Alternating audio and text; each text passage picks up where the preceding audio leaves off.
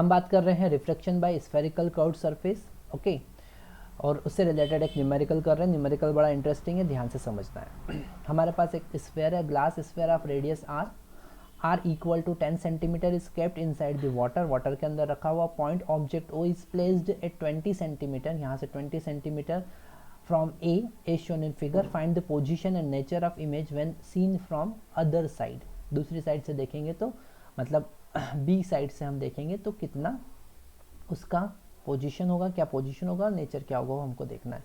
तो यहाँ पर सबसे पहले हम इस सरफेस को S1 कंसिडर कर लेते हैं। ये सरफेस हमारे पास में S1 है और राइट हैंड साइड वाला सरफेस हम S2 कंसिडर कर लेते हैं ताकि समझना इजी होगा, ठीक है।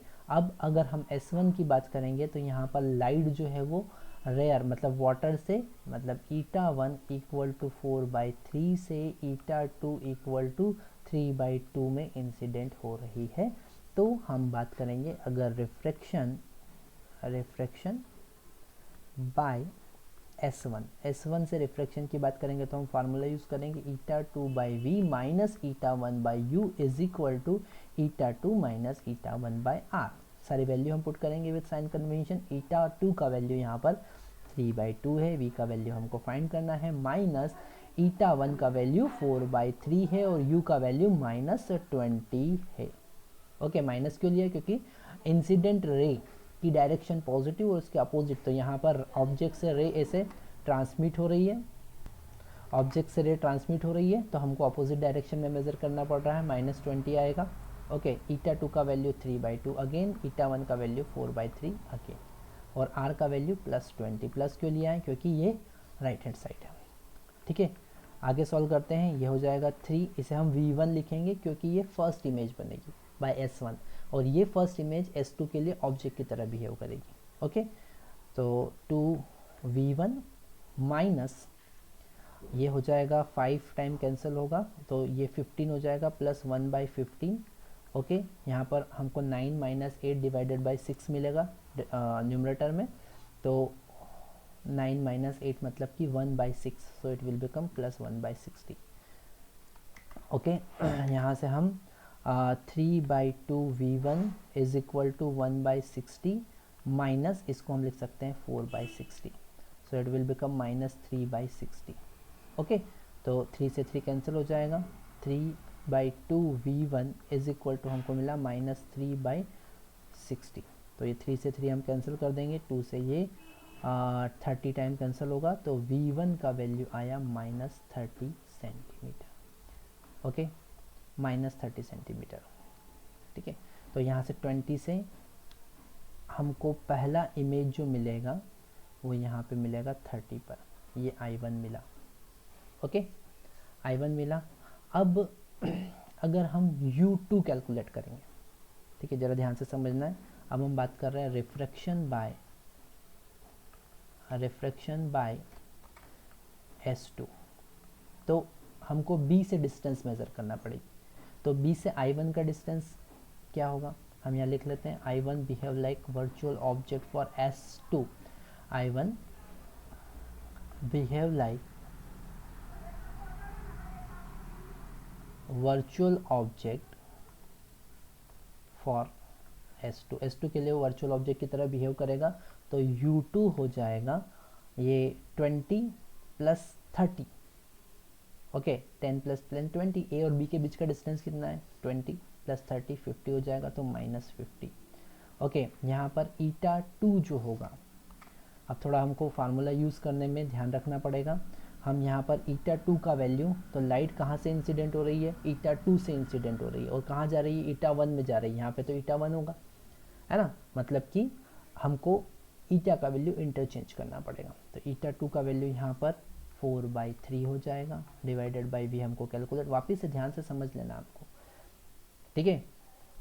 η2 मतलब कि जिस मीडियम में जा रही है, तो वो 4/3 वाटर में जा रही है, कहाँ से आ रही है 3/2 से आ रही है, ग्लास से आ रही है, डिवाइडेड बाई u2 का वैल्यू 50 है, वापस से 4/3 माइनस 3/2। अब r को मेज़र करने के लिए आपको लेफ्ट हैंड साइड जाना है कि राइट हैंड साइड जाना है, तो हमको लेफ्ट हैंड साइड जाना है, मतलब कि नेगेटिव, तो -10। ओके, इसे कैलकुलेट करेंगे तो 4 डिवाइडेड बाई 3v, ये प्लस हो जाएगा। ओके, ये हो जाएगा 3/100, ठीक है, इज इक्वल टू वापस से यहाँ पर -8, -8 मतलब कि अल्टीमेट -1/6 मिलेगा, तो 1/60 हो जाएगा, ठीक है। 4 divided by 3v is equal to 1/60 minus 3/100 हमको मिला, ओके। तो हम यहाँ पर इधर 10 का मल्टीप्लाई कर देंगे, इधर 6 का मल्टीप्लाई कर देंगे, तो ये जाएगा 10 माइनस 18, 10 माइनस 18 डिवाइडेड बाई 600, तो अल्टीमेट हमको मिला 4 divided by 3v is equal to -8 divided by 600, okay. तो ये 2 टाइम्स कैंसिल हो जाएगा, ये 200 टाइम्स कैंसिल हो जाएगा, तो v का वैल्यू -100 सेंटीमीटर मिला, -100 सेंटीमीटर मिला, ओके। मतलब कि यहाँ से और आगे यहाँ का इमेज बनेगी, थोड़ा सा हम यहाँ पर इमेज बनेगी, ये होगी I2। इसका रे डायग्राम अगर हम देखेंगे तो और अच्छे से हमको समझ में आएगा, तो हम नेक्स्ट पेज पे इसका रे डायग्राम देखते हैं, ठीक है। यहाँ पर हमारे पास एक स्फेरिकल,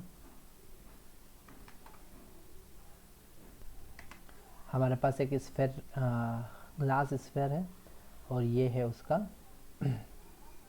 ये है उसका प्रिंसिपल एक्सिस, ओके, ये प्रिंसिपल एक्सिस है। ऑब्जेक्ट हमारे पास में रखा था यहाँ पे कहीं, ऑब्जेक्ट रखा था यहाँ पे कहीं ओ, यहाँ से 20 सेंटीमीटर की डिस्टेंस पर, ओके। थोड़ा सा डायग्राम को हमको वापस से बनाना पड़ेगा। ओ हमने लिया है यहाँ पर 20 सेंटीमीटर की डिस्टेंस पर, ओके। अब हम इंसिडेंट रे येलो कलर से बना रहे हैं, ये एक इंसिडेंट रे, ओके। तो उसका इमेज बनेगा I1 पे, मतलब कि 30 सेंटीमीटर पे, तो ये रे ऐसे सीधे जाएगी, और उसका इमेज बनेगा, तो ये रे ऐसे यहाँ से जाएगी, ओके। थोड़ा सा ध्यान से देखना पड़ेगा, ठीक है, ऐसा कुछ। इसको थोड़ा सा और पीछे ले लेते हैं हम, ये है हमारा I2, ये है I1, तो ये जो डिस्टेंस आई थी वो हमारे पास 30 सेंटीमीटर आई थी, तो ये जो डिस्टेंस होगी वो हमारे पास में सॉरी, एक बार चेक कर लेते हैं हम, 30 सेंटीमीटर, और वो हो जाएगा 50 सेंटीमीटर, ठीक है। तो ये डिस्टेंस हमारे पास में I1 का डिस्टेंस जो आया था 50, ये 100 आया है, और I1 का डिस्टेंस जो था यहाँ से वो 50 हो जाएगा, ओके। तो फाइनल जो रे रहेगी वो हम ग्रीन कलर से बना लेते हैं, फाइनल रे जो रहेगी वो ये वाली रहेगी, ये ऐसे, ठीक है। तो इट इज़ द रे diagram. I think it is very much clear to all of you. Thank you.